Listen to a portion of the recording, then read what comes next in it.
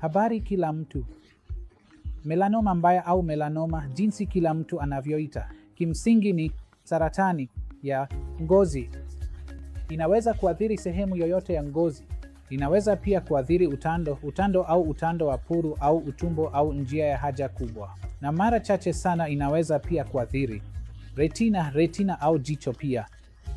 Sababu kuu za melanoma ni kweli kuathiriwa na miale ya ultraviolet au miale ya UV. Kwa hivyo si kawaida sana nchini India. Ni kawaida sana katika nchi kama Australia, New Zealand, na ambapo kuna kuathiriwa kwa kiwango kikubwa na miale ya UV. Linapokuja suala la melanoma inayosambaa, inamaanisha imeenea katika sehemu mbalimbali za mwili. Dalili zinatofautiana kulingana na mahali ambapo kuenea kumetokea.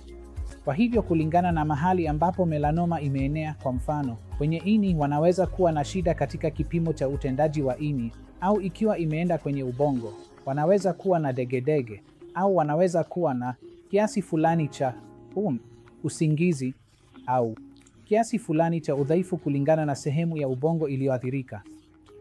Kwanza wacha nikuambie jinsi tunavyotibu melanoma ya kawaida ambayo haijasambaa au haijaenea katika sehemu mbalimbali za mwili.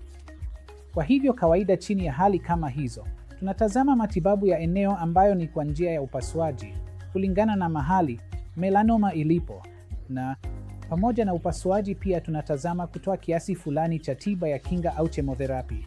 Na pia kwa udhibiti wa eneo, mionzi inaweza kuwa na jukumu kubwa ikiwa imeenda kwenye ubongo na ikiwa mgonjwa ana udhaifu au degedege.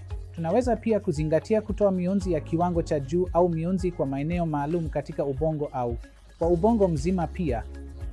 Lakini kwa wastani, kila tunapozungumzia melanoma ya kuenea, aina muhimu zaidi ya matibabu baada ya biopsi ni chemoimmunotherapy. Wanachanganya chemotherapy na immunotherapy baada ya kufanya alama maalum kwenye seli hizi za melanoma, au alama za jeni au alama za kijenetiki au mabadiliko ambayo yametokea, na kulingana na hayo tunaweza kubinafsisha. Tunaweza kuona ni wagonjwa gani wanaostahili aina gani ya immunotherapy pamoja na chemotherapy.